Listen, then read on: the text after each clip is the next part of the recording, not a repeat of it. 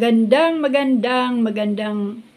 araw po sa inyong lahat mga kaibigan mula Luzon, Visayas, Mindanao ay akin pong pinapaabot sa inyong lahat mga kababayan ko, mga kaibigan ko ang aking pagbati ng isang magandang araw po sa inyong lahat.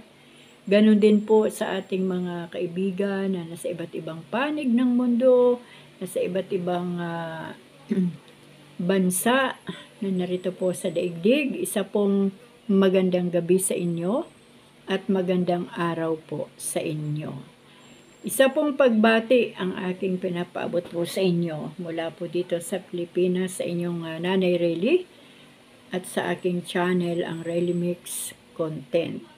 Salamat po sa Panginoon dahil ngayong oras pong ito ay nabigyan na naman po ako ng isa pang pagkakataon o muling pagkakataon para mabasahan ko po kayo ng salita ng ating Diyos. Kaya mga kaibigan, nawa po ay nandyan lang kayo para pakinggan ang salita ng Diyos na aking babasahin para sa inyo. At salamat sa Panginoon sa kanyang gabay at patnubay sa buhay ko, ganun din sa buhay ng lahat. Kaya simulan na po natin mga kaibigan ang pagbabasa. Buksan po natin ang ating mga Biblia sa aklat ng mga bilang. Yan, bilang chapter 22 o kaya Book of Numbers. Numbers chapter 22 sa English Bible. At tayo po ay gumagamit ng Tagalog version o Tagalog po na Biblia. At sa oras pong ito mga kaibigan, ay akin na pong ipagpapatuloy ang pagbabasa po ng salita ng ating Panginoon. At sisimulan ko na po at ang title po nito ay Ipinatawag ni Balak si Balaam. Sabi po dito sa Bilang chapter 22, nagpatuloy ng paglalakbay ang mga Israelita at humimpil sila sa kapatagan ng Moab, sa gawing silangan ng Jordan sa tapat ng Jericho.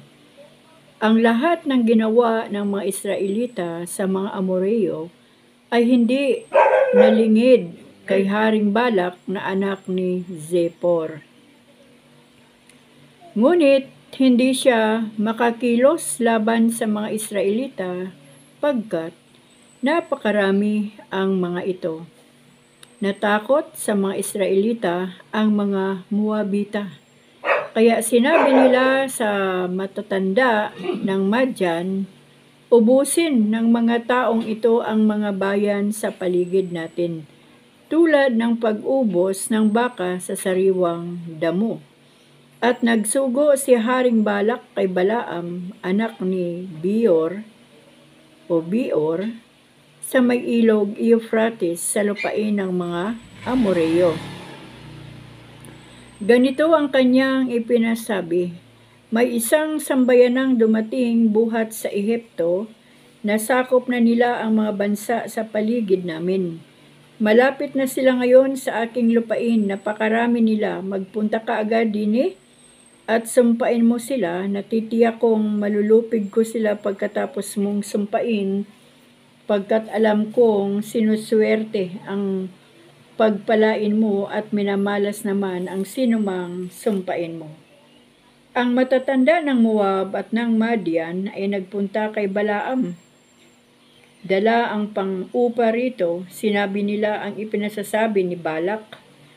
Ganito ang tugon ni Balaam, dito na kayo matulog ngayong gabi para masabi ko agad sa inyo ang anumang sasabihin sa akin ni Yahweh, doon nga sila natulog. Itinanong ni Yahweh kay Balaam, sino yang mga taong iyan? Sumagot si Balaam, mga sugo po ni Balak na hari ng Moab, susumpa po niya sa akin ang bayang nanggaling sa Ehipto pagkat nasakop na ng mga ito ang lahat ng lupain sa paligid ni Balak. Baka raw sa ganoong paraan niya maitataboy sa malayo ang mga iyon. Sinabi ni Yahweh kay Balaam, Hindi ka dapat sumama sa mga taong iyan. Hindi mo dapat sumpain ang mga taong tinutukoy nila pagkat pinagpala ko sila. Kinaumagahan, sinabi ni Balaam sa mga panauhin niya, umuwi na kayo, ayaw akong pasamahin ni Yahweh sa inyo. Umuwi nga ang mga matatanda at sinabi kay Haring Balak na ayaw sumama sa kanila ni Balaam. Nagsugo uli si Balak ng mas marami at kagalang-galang na mga pinuno kay Balaam. Pagdating doon, sinabi nila, ipinasasabi ni Balak na huwag kang mag-atubili sa pagpunta sa kanya. Pagdating mo raw doon, pararangalan kaniyang mabuti at ibibigay sa iyo ang anumang magugustuhan mo. Sumpain mo lamang ang mga Israelita. Ang sagot ni Balaam, punuin man ni Balak ng ginto't pilak ang kanyang bahay at ibigay sa akin, hindi ko maaaring suwayin kahit kaunti ang utos sa akin ni Yahweh. Gayunman, dito na kayo magpalipas ng gabi para malaman natin kung ano pa ang sasabihin sa akin ni Yahweh. Kinagabihan, si Balaam ay nilapitan ng Diyos. Ang sabi sa kanya, sumama ka sa kanila, ngunit ang ipinasasabi ko lamang sa iyo ang sabihin mo. Ang anghel at ang asno ni Balaam. Kinabukasan ng umaga, siniyahan ni Balaam ang kanyang asno at sumama sa mga sugo ni Balak. Kasama ang dalawa niyang utusan, ngunit nagalit sa kanya ang Diyos, kaya't hinarang siya ng anghel ni Yahweh. Nakatayo sa daan ang anghel, hawak ang kanyang tabak nang makita siya ng asno. Lumihis ito ng daan at nagpunta sa bukirin, kaya pinalo ito ni Balaam at pilit na pinababalik sa daan. Ang anghel naman ni Yahweh ay tumayo sa makitid na landas ng pagitan ng ubasan at ng pader. Nang makita siya ng asno, sumiksik ito sa pader at naipit ang paa ni Balaam. Muli itong pinalo ni Balaam. Ang anghel ay humarang uli sa lugar na wala nang malilihisan ang asno. Nang makita na naman siya ng asno, nagpatibual ito. Kaya't nagalit si Balaam at pinalo ng pinalo ang asno. Ang asno'y pinagsalita ni Yahweh. Tinanong nito kay Balaam. Bakit mo ako pinapalo ng ganito? Pangatlong bisis na ito. Sinabi ni Balaam sa asno, pinapalo kita pagkat ibig mo akong lukuhin. Kung may tabak lang ako, baka napatay na kita. Sinabi ng asno kay Balaam, hindi ba't sa simula pa'y ako lamang ang sinasakyan mo? Ginawa ko na ba ito sa iyo? Hindi nga, sagot ni Balaam. Dito'y niloob na ni Yahweh na makita ni Balaam ang anghel na nakatayo sa daan. May hawak pa ring tabak, kaya't nagpatira pa siya. Tinanong siya ng anghel ni Yahweh, bakit 3 bisis mo nang pinapalo ang asno? Humaharang ako sa daan pagkat ang hinaharap mo'y kapahamakan. Tuwing makikita ako ng asno mo ay lumilihis ito. 3 bisis na niyang ginagawa ito. Kung hindi siya lumihis, baka napatay na kita, ngunit siya'y hindi ko aanuhin. Sinabi ni Balaam sa anghel, nagkasala ako. Hindi ko na alam na nakatayo kayo sa aking daraanan. Babalik na ako kung hindi ayon sa inyong kalooban ang lakad kong ito, sumagot ang anghel. Huwag ka nang bumalik, sumama ka sa kanila, ngunit ang sinabi ko lamang sa iyo ang sabihin mo sa kanila. At sumama na si Balaam sa mga sugo ni Balak. Si Balaam at si Balak. Nang malaman ni Balak na dumating si Balaam, sinalubong niya ito sa lungsod ng Ar sa may ilog Arnon na may hangganan ng Moab. Sinabi niya kay Balaam, kailangan kita, kaya kita ipinatawag. Bakit ngayon ka lang? Akala mo ba'y hindi kita kayang parangalan ng nararapat? Sumagot si Balaam, naparito nga ako, ngunit wala akong kayang magsalita ng anuman liban sa ipinasasabi sa akin ng Diyos. at sila'y magkasamang nagpunta sa lungsod ng Husot. Pagdating doon, si Balak ay naghandog ng baka at tupa. Pagkatapos, pinakain niya si Balaam at ang mga pinunong kasama nila. Kinabukasan, isinama ni Balak si Balaam sa kataasan ng Baal, at mula rooy may natanaw silang mga Israelita. Tutuloy po natin mga kaibigan sa chapter 23. Sabi po dito sa chapter 23, sinabi ni Balaam kay Balak, magpagawa ka rito ng 7 altar at magpakuha ka ng 7 toro at 7 tupa. Ganoon nga ang ginawa ni Balak at silang dalawa ay naghandog.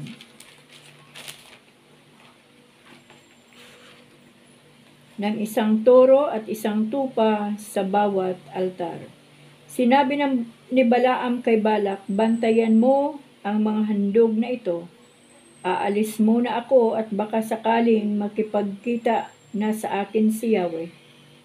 Anumang sabihin niya sa akin ay sasabihin ko sa iyo. At nagpunta siyang mag-isa sa isang malinis at mataas na lugar. Pinagpala ni Balaam ang Israel. Nakipagkita nga kay Balaam ang Diyos. Sinabi ni Balaam, nagpagawa po ako ng 7 altar at bawat isa ay pinaghandugan ko ng 1 toro at 1 tupa. May sinabi kay Balaam si Yahweh, pagkatapos pinabalik ito kay Balak. Nadatnan niya si Balak at ang mga pinuno sa paligid ng handog ng sinusunog. Binigkas niya ang ganitong orakulo. Mula sa Aram, bulubundukin sa silangan, ipinatawag ako ni Balak na hari ng Moab. Ang sabi niya sa akin, halika't si Jacob ay iyong sumpain. Halika't itakwil mo ang bansang Israel. Ngunit paanong susumpain ang pinagpala ng Diyos? Paano ko itatakwil ang kanyang kinukupkup? Mula sa tuktok ng mga bundok, sila'y aking namamalas.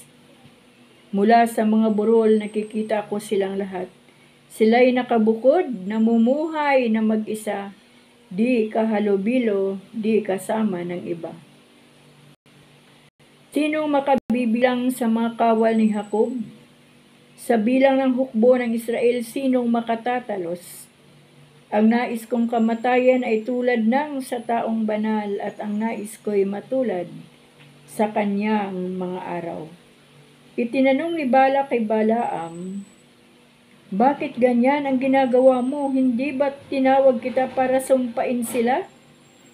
Bakit mo pinagpala? Sumagot siya, hindi maaaring di ko sasabihin ang pinasasabi ni Yahweh. Sinabi sa kanya ni Balak, pumunta tayo sa ibang lugar, sa lugar na hindi mo nakikita ang mga Israelita. Doon mo sila sampain, at nagpunta sila sa bukirin ni Sophim, sa taluktok ng Pisga. Nagpagawa sila roon ng 7 altar at bawat isa ay hinandugan ng 1 toro at 1 tupa. Sinabi ni Balaam kay Balak, bantayan mo ang mga handog at pupunta ako sa dako roon para makipagkita kay Yahweh. Pagkalayo niya ng kaunti, may sinabi sa kanya si Yahweh na ipinasasabi kay Balak. Pagbalik niya, nakita niya si Balak at ang mga pinunong kasama nito, na nakatayo sa paligid ng handog. Tinanong siya ni Balak, ano ang sabi ni Yahweh? Binigkas ni Balaam ang ganitong pahayag, makinig ka Balak, ikaw ay makinig. Pakinggan mo itong aking sasabihin. Ang Diyos ay di sinungaling tulad ng tao. Ang isipan niya ay hindi nagbabago. Ang sinabi niya ay kanyang ginagawa. Ang kanyang pangako'y tinutupad niya. Ang utos sa akin, pagpalain sila at ito'y di maaring hindi ko sundin. Wala akong makitang kapahamakan para kay Jacob, ni kasawian para sa Israel. Si Yahweh ang kanilang kaakbay. Siya ang hari nila. sa landas ay patnubay. Ang Diyos ang nag-alis sa kanila sa Ehipto sa pamagitan ng kapangyarihang walang makatalo. Si Jacob ay hindi ko susumpain, lalaitin naman ang Israel. Bagkus pa nga'y aking sasabihin, ang gawa ng Diyos ay iyong malasin. Parang lakas ng leon ang lakas niyang taglay, hindi siya titigil hanggat di ubos ang kaaway. Sinabi ni Balak kay Balaam, kung ayaw mo silang sumpain, huwag mo naman sanang pagpalain. Ngunit ang sagot ni Balaam, hindi ba't sinabi ko na sa inyong gagawin ko lamang ang lahat ng sinabi sa akin ni Yahweh?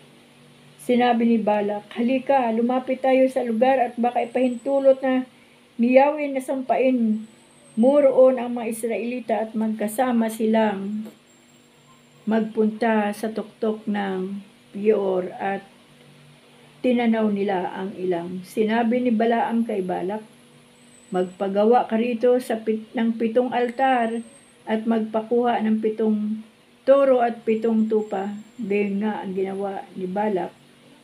Bawat altar ay nahandugan niya ng pangtoro at 1 tupa.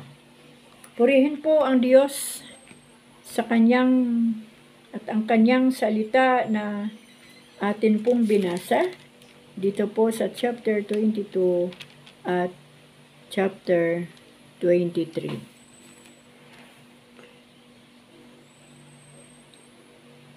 Napangunahan po ng takot ito si Balak.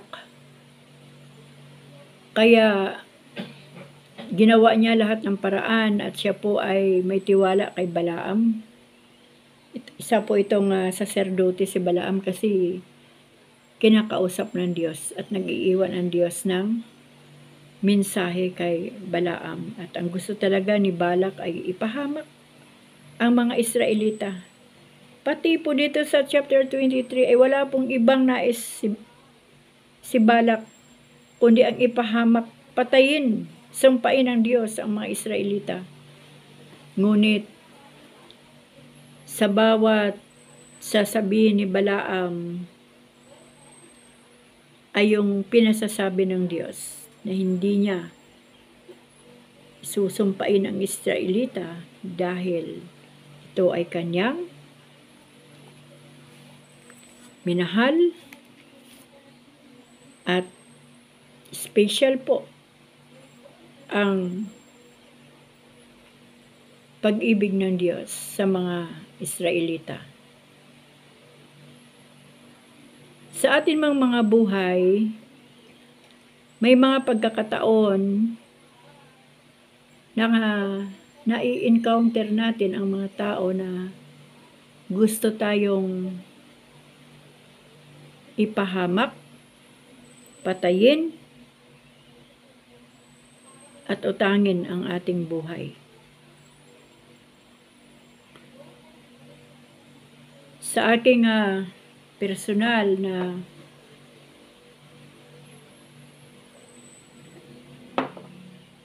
natuklasan o nakita ng hayagan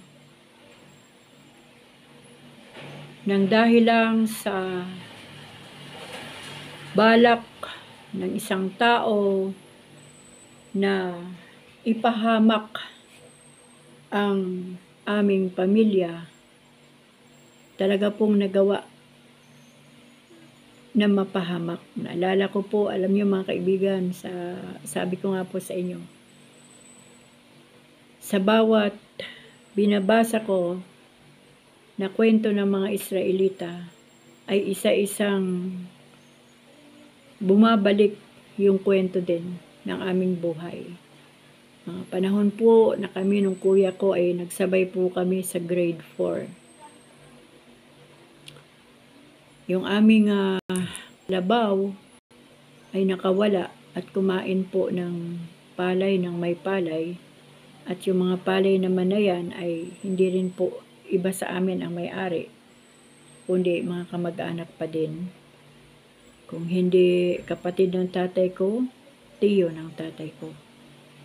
At meron po siyang isang kamag-anak na wala na pong ginawa, kundi nag-iisip kung paano po kami mapahamak kung paano ipahamak ang aming mga magulang at kami man na mga anak. Pero ang totoo niyan, magkadugo po.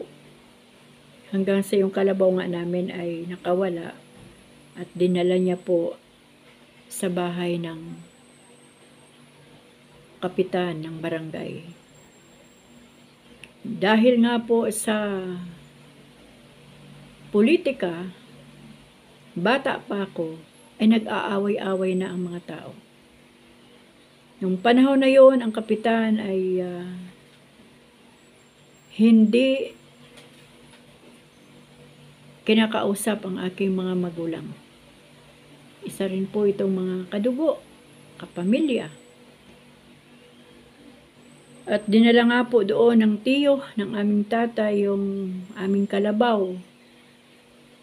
At ayaw pong ibigay ng kapitan, ayaw isauli sa tatay ko. Kasi parang grade 4 ako, 1970s. Kapag hiningian ka ng halagang 2,000 sa isang kalabaw na dinala sa barangay, ay mahirap po makahanap ng 2,000. Yung halaga ng 2,000 ay pwede ka nang makabili ng 2,000 square meter na lupa. Saan po kuha ang gano'n ng aming mga gulang dahil hindi naman po kami mayaman sa aming isla. May mga lupa po pero napaka liit ng value. So sa madalit salita, dahil ang tatay ko ay talagang galing din naman sa pamilya ng matatapang, nakipaglaban siya sa kapitan at kanyang iginigiit, hindi mo pwede na panatilihin yung kalabaw ko dito o kaya patayin mo yung aking kalabaw. At nag-aargumento yung aming tatay at ang kapitan na hindi po malayo ang relasyon ng bawat isa, magkadugo. At meron pong anak yung kapitan na ang edad ay mga 17 years old at that time. At kami naman, ang kuya ko ay grade 4, napakabata. Hanggang sa pauwi na kami nung hapon, kitang-kita po namin sa aming mga mata bilang mga batang-bata na anak kung paano po pinagtulungan ng kapitan at ng kanyang anak ang aming tatay. So, sa madalit salita na kwento mga kaibigan, nadala po ng Maynila ang aming tatay sa orthopedic. Talagang binalian po nila ng mga buto sa katawan. At nagpatuloy po ang kaguluhan hanggang sa nakita ko po ang pagkilos ng Diyos. Nakita ko po ang pagkilos ng Diyos. Doon sa mga tao na naghangad na ipahamak ang aming pamilya, yung nagdala ng kalabaw sa kapitan, namatay, ang kanyang mga anak ay isa-isang namatay, pero at that time mga kaibigan, hindi pa po kami born again. Hanggang sa lahat ng kanyang ari-arian ay ipinagbili hanggang sa walang natira sa kanya. At yun namang kapitan at ang kanyang anak na bumali ng buto ng katawan ng aming tatay, namatay na rin. Yung anak na bumugbog sa tatay namin, pinatay din. At nagka-rumble-rumble na ang buhay nila. Ibig kong sabihin sa kwentong ito na nabasa ko dito, kasi ito si Balaam, gustong-gusto talaga niyang ipapatay ang mga Israelita. Ano naman, kung dadaan lang naman yun doon. Yung hindi pa nga siya kinakante ng Israelita, hindi nga siya sinasaktan, tapos naghahanda na siya, nag-iisip na siya ng masama para ipalipol ang Israelita kay Yahweh. Hindi niya alam na itong Israelita ay ito yung minamahal na lahi ng Panginoon. Ito yung kalahi sa future ng ating Panginoon na nagkatawang tao sa pamagitan ni Jesucristo. Kaya papaano niya mapagbigyan ang mali na balak ni Balaam, ay ni Balak? Mabuti nga ito si Balaam at hindi nasusuhulan. Hindi kurap. Sumusunod sa sinasabi ni Yahweh.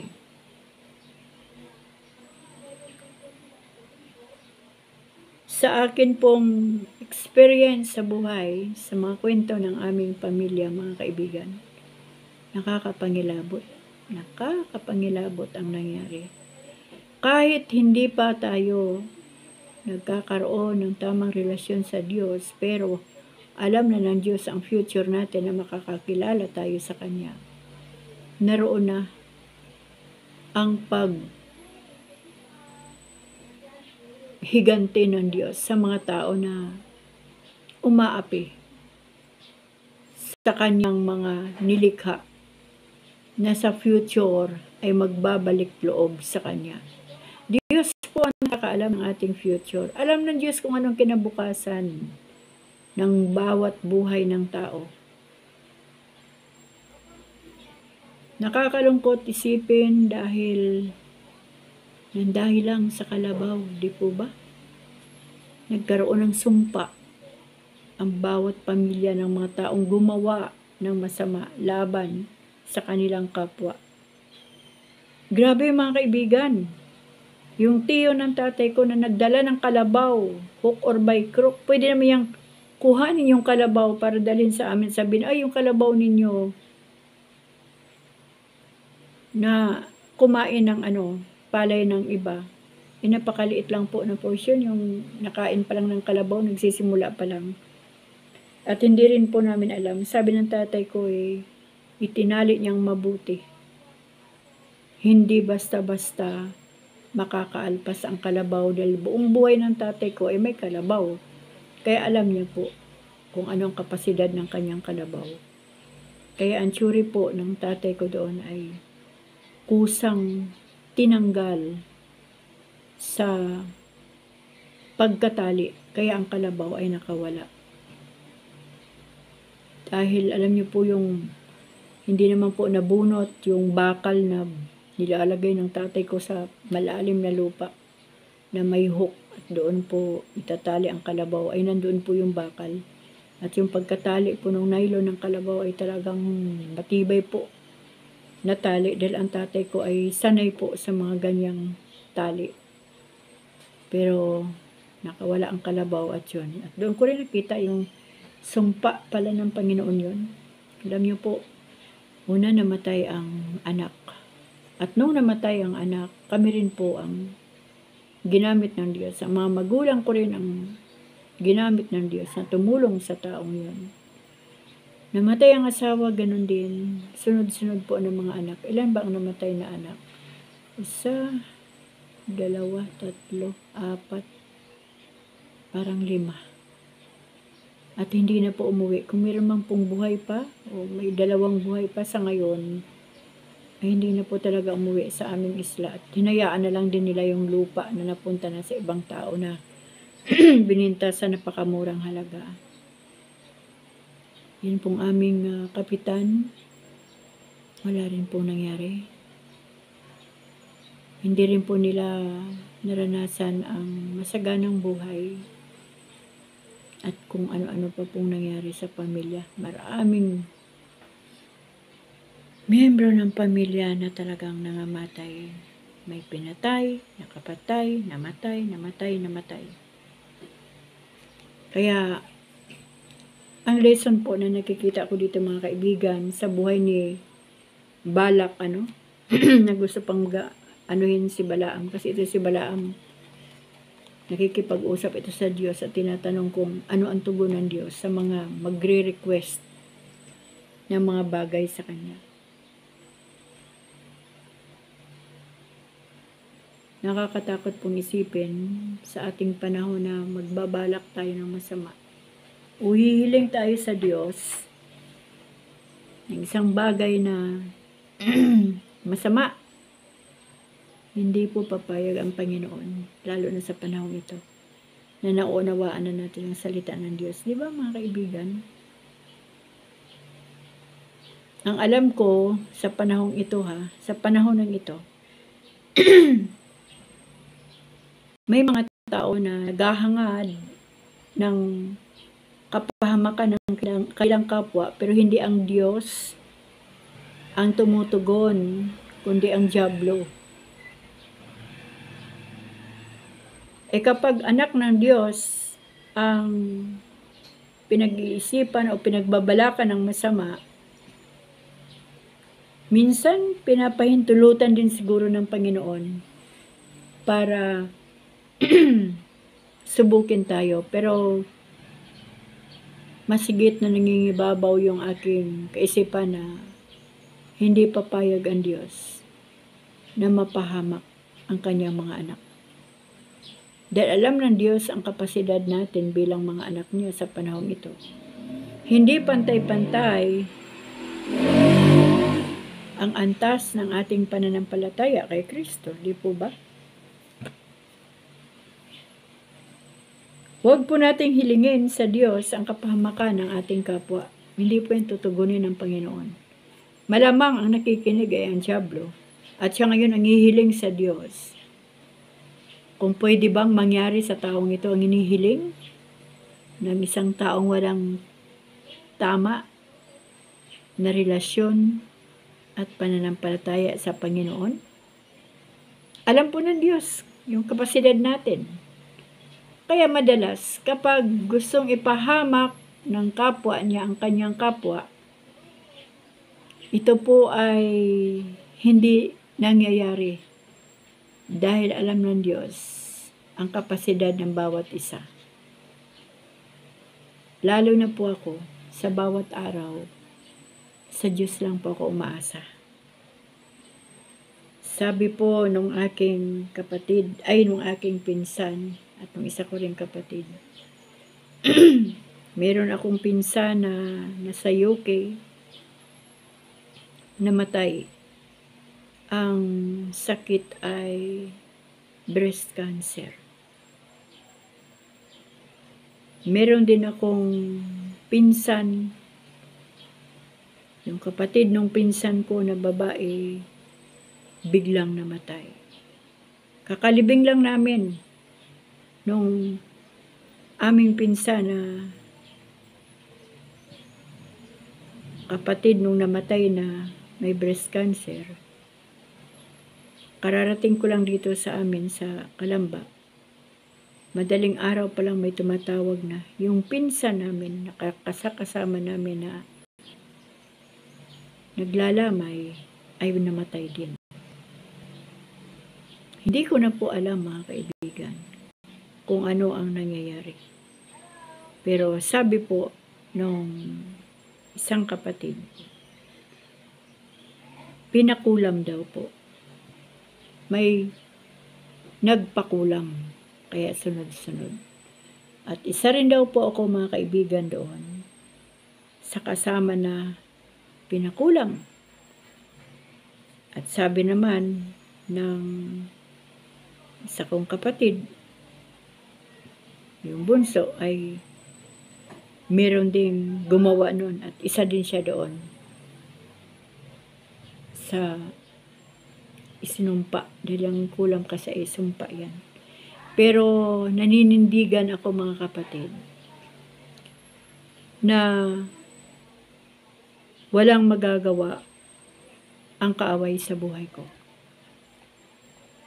Bagamat ako ay nagka-breast cancer, hindi po ako naniniwala na ito'y gawa ng tao, kundi ito ay sakit talaga. Dahil pabaya po ako sa aking katawan noong mga panahon na ako'y bata pa. At dumaan po ako sa matinding stress. At sabi po ng Panginoon ay ng doktor, ang stress po ang number 1 na pinagmumula ng sakit.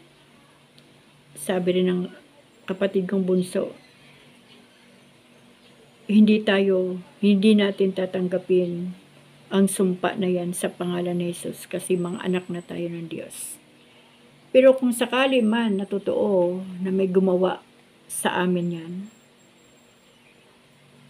kahabag-habag siya. Nawa,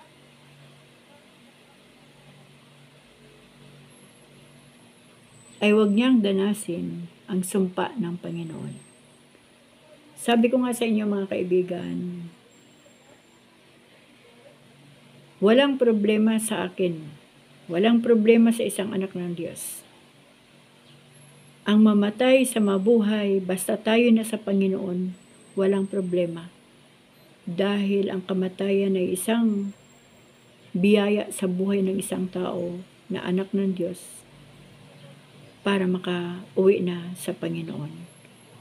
At doon sa mga gumawa at gumagawa ng mga bagay na hindi tama sa kanilang kapwa, pagpalain nawa sila ng ating Diyos. Nawa ay makakilala sila sa ating Panginoon.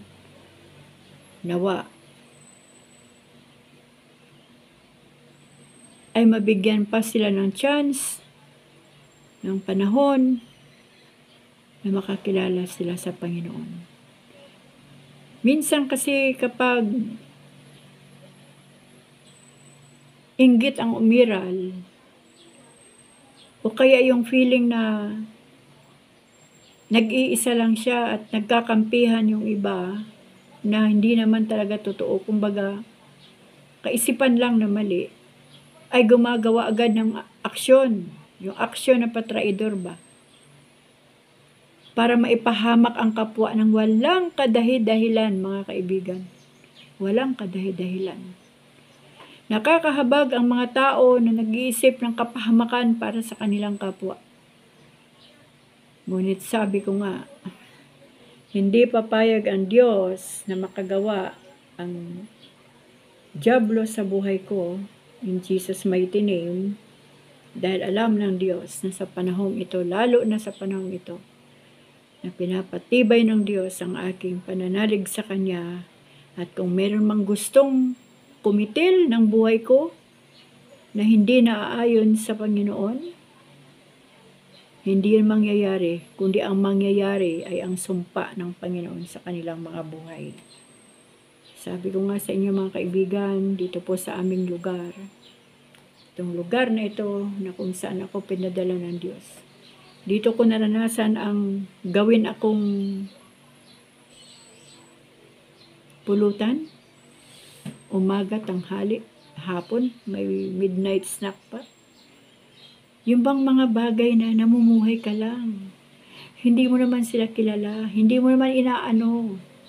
Palibhasa sila maraming pera, tapos ang tingin nila sa amin, nakatira lang kami sa type box, yung box type na bahay, parang kahon. Ganun naman po yan lahat ang bahay dito parang kahon lang. Tapos nagsiunlad ang bawat isa, kaya nagpaganda na ng bahay. Grabe po, napanguhusga. Grabe. Pagdaan sa tapat ng bahay mo, duduraan ka kasi ang bahay mo hindi maganda. Mga tao na hindi mo kilala, hindi mo rin alam bakit nagagalit. May mga tao palang ganon. Hanggang sa dumating sa punto na yung mga taong yan, lumapit sa akin, walang pambiling ulam, walang tinulungan ko. Panahon na nagtitinda ako ng mga ala-alahas, dinadala ko siya doon sa bilihan ko ng alahas. Yun ang mali ko, yung masyado akong nagtatrust sa isang fake na kaibigan. Tapos, by order po, pinapahulugan ko kahit kunti lang ang tubo, basta meron lang kita. Tapos pupuntahan niya po yun, ang aking mga customer, nang hindi ko po alam. Sasabihin po niya, ang mahal naman ng kwintas na ibininta sa'yo ng kaibigan ko. Alam mo ba na ang halaga lang yan ay 2,000? Tapos bininta sa'yo ng 3,000? Hindi po yung totoo mga kaibigan na 2,000 lang. Ang pinakamaayos-ayos na alahas noong 1996 ay 4,000. Tapos bababaan niya para sirain ako. Alam niyo po ba? Nagkaroon po siya ng tumor sa utak hanggang sa namatay. Pero bago po siya namatay, napatanggap ko sa Panginoon. Ako mismo ang lumapit sa kanya. Noong mga panahon na siya ay tumagal-tagal pa ng konti bago namatay. Basta ang alam ko lang talaga mga kaibigan, lahat ng umapi dito sa akin sa Palau, lahat ng sumira ng aking pagkatao dito sa Palau, na hindi ko naman sila inaano at hindi ko naman sila kilala. Parang ano talaga ako eh. Alam niyo po yung isang tao, mayroon isang lalaki, yung kursunadahin, na parang dumaan lang ibinugbog kasi nakursunadahan. Parang ganun po ang ano ko. Ganun po ako sa kanila. Namatay na po sila lahat. Grabe po ang pagtatanggol ng Diyos sa buhay. At hindi ko po yan ikinagagalak mga kaibigan. Iniiyak ko po yan. Pero wala po tayong magagawa kasi sabi ng Panginoon, Kanya ang paghihiganti. Hindi po natin pwedeng baguhin ang salita ng Diyos at ang Kanyang damdamin bilang Diyos natin. Marahil nakita ng Diyos kung paano ako umiyak, kung paano ako nahirapan, kung paano ako nagkaroon ng anxiety, kung paano ako na-depress, kung paano ako na-hospital, na wala akong tinuturo kung bakit nagkaganon ako. Dahil sinasarili ko lang po ang mga kaapihan ko nung araw. Isa-isa po silang binawian ng Diyos ng buhay. Kaya ito po si Balak, ang kaisipan nito, hindi po ito tama sa Panginoon eh.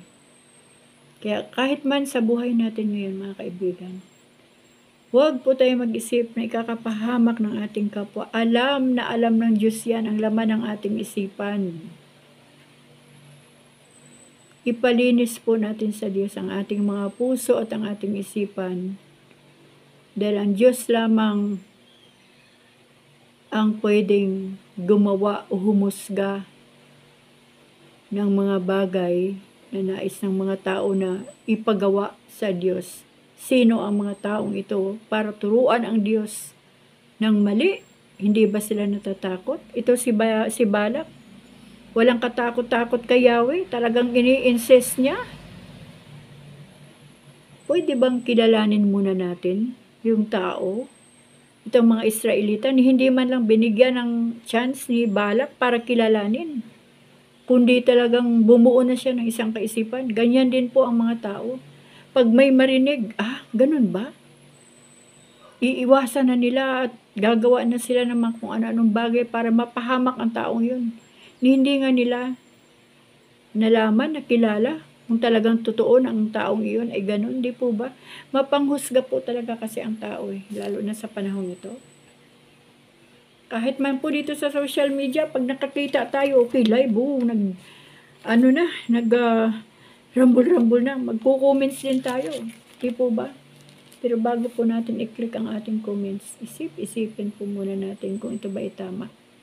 Ang Diyos po ang nagpapahintulot ng lahat ng bagay at ang Diyos lang din po ang nakakaalam ng Kanyang dahilan kung bakit niya pinapahintulutan ito. Lumayo po tayo. Ipag-pray lang po natin ang ating bansa, ang ating mga pinuno at ang kapayapaan nawa ang umiral sa bansang ito, ang katotohanan at ang katotohanan lamang ang siya magpapalaya. I-expose ng Panginoon ang maling gawa ng mga taong ito kung meron mang gumagawa at manatili sa bansa natin ang katapatan ng mga totoong tao na gustong maglingkod sa bayan. Higit sa lahat, nawa ay mapag-aralan ng mga tao, lalo na ng mga anak ng Diyos, na hindi tao ang kailangan paglingkuran, hindi ang mga pinuno ang kailangan paglingkuran, walang iba kundi ang ating Panginoon. Nawa, ang kaisipan ni Balak ay hindi maging kaisipan ng mga tao sa panahon ito. Dahil iniisip pa lang ng tao, sabi nga ng Panginoon, kapag inisip natin ng masama sa ating kapwa, yun ay ginawa na natin. Kung ano yung ating iniisip, yun na yung kasalanan na nagawa natin. Kaya mga kaibigan, maraming salamat sa Diyos. At nawa po sa aking mga patotoo sa inyo na nangyari na totoo sa aming buhay, sa aming pamilya, napakarami pa mga kaibigan. Sabi ko nga sa inyo, sa bawat binabasa ko dito sa Biblia, ay isa-isang bumabalik yung mga pangyayari na pinagdaanan ng buhay namin. Marahil ipinapaalala ng Diyos para mabigyan din po kayo ng babala. Ano po? Ingat po tayo. Mamili po tayo ng mga taong tama ang relasyon sa Diyos at yun po ang ating ituring na kaibigan, yung mga kapatid kay Kristo. At yung mga tao na hindi pa nakakilala sa Panginoon, ipanalangin po natin at pagsamikapan din po natin na maihayag sa kanila ang balita na si Jesus, ang ating Diyos, ang tagapagligtas ng lahat ng buhay ng tao. At mabahaginan din natin sila ng salita ng Diyos upang sa ganun, makarinig din sila ng tamang balita para ang kaligtasan ay kanila ding maranasan. Pwede po tayo makisama, wag lang tayo makisama. Kung anong ginagawa nila, wag natin gagawin. At kung hindi natin kayang pakisamahan natin sila, lumayo po tayo. Balikan na lang po natin pagkatapos ng ating mga panalangin. Dahil kapag naipag-pray na natin yan, 1 buwan, 3 buwan, pagbalik natin yan, maboborn again na yan. Ganyan po ang maganda para hindi po tayo mahawaan ng kanilang ginagawa. Ito po si Balaam, salamat nga sa Diyos. Dito po sa ating nabasa, hindi pa siya nahawaan ni Balak. Pero tignan po natin sa mga susunod na chapter, ano po, kung gaano katatag si Balaam sa kanyang paninindigan at pagkikinig niya kay Yahweh. Kaya hanggang dito na lang po mga kaibigan, purihin po ang Panginoon sa ating pong binasa ngayong hapon, ang Bilang chapter 22 at 23.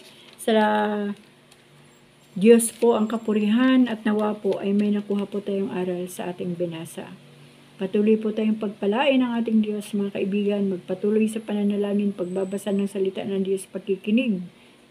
Dahil ito lang po ang nagpapalago ng ating pananampalataya sa Panginoon. God bless us all. Amen.